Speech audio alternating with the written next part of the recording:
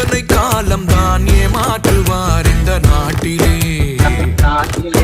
இன்னும் எத்தனை காலம் தான் ஏமாற்றுவார் இந்த நாட்டிலே சொந்த நாட்டிலே நம் நாட்டிலே